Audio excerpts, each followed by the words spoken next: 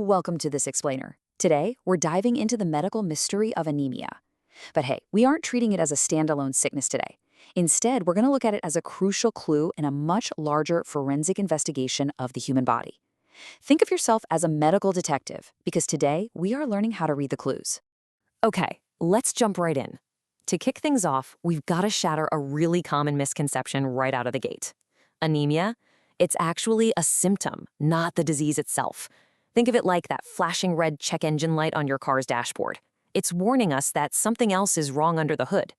To crack the case, we have to figure out what's actually causing the anemia in the first place. So what does that check engine light actually mean for our bodies? Well, functionally speaking, it simply means your blood is failing to deliver enough oxygen to your tissues, and that failure leads to a suffocating cellular state we call hypoxia. In the clinic, this usually refers to a drop in the normal concentration of hemoglobin and red blood cells. Basically, on a microscopic level, your body is starving for air. Section 1. Spotting the physical clues. Now that we know what we're dealing with, let's head straight to the scene of the crime.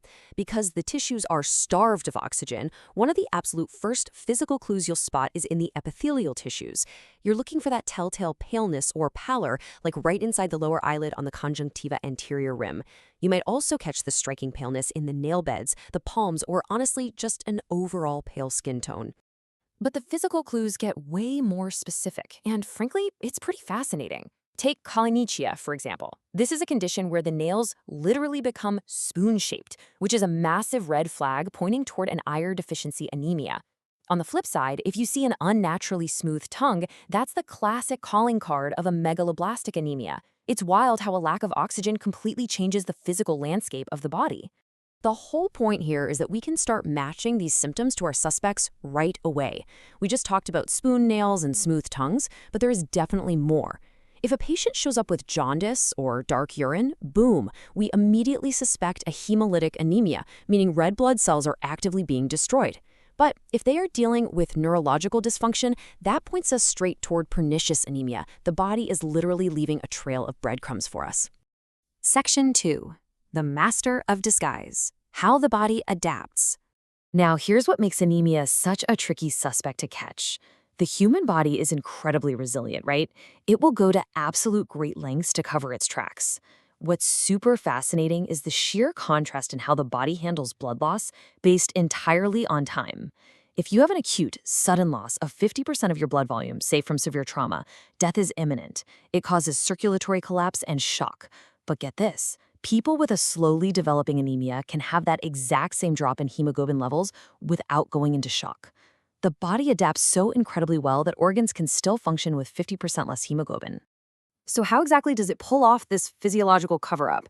To survive this slow bleed of oxygen, the body pulls out all the stops.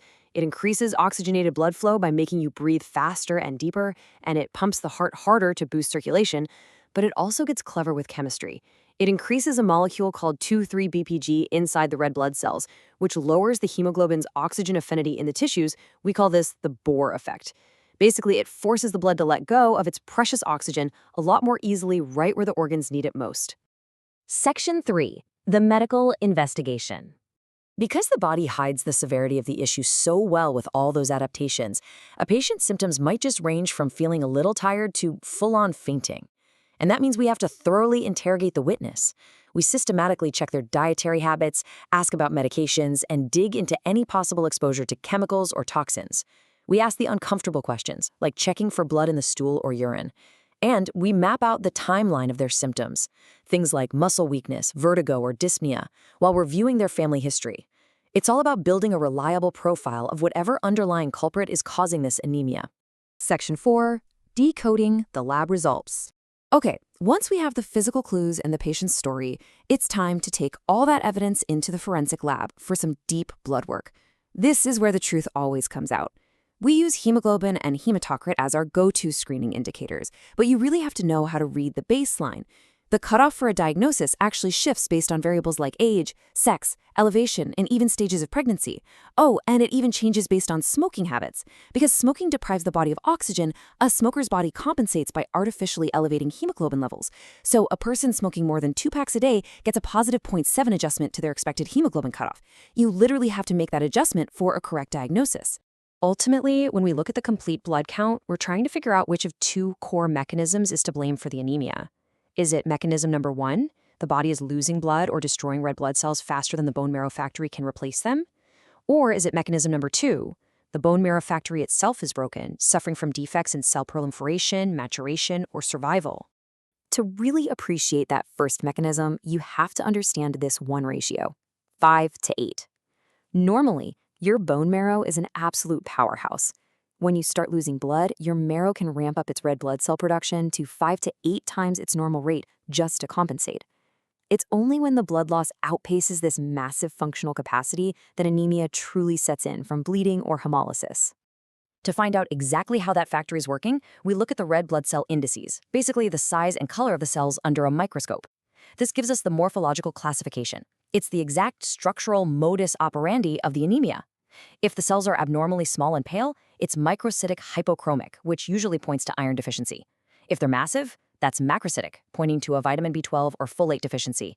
And if they're completely normal in size, but the patient is still anemic, we call that normocytic, which often points to acute blood loss or chronic disease. But hey, we don't just look at the mature cells. We have to look at the new recruits. When the body desperately needs red blood cells, it pushes out immature ones, called shift reticulocytes. Because these guys take longer to mature in the peripheral blood, we use a special calculation called the Reticulocyte Production Index, or RPI. This calculation gives us a definitive corrected score for exactly how well the bone marrow is responding to the oxygen emergency. And here's exactly how we grade that test. If the calculated RPI is greater than 2, it means we have an appropriate bone marrow response.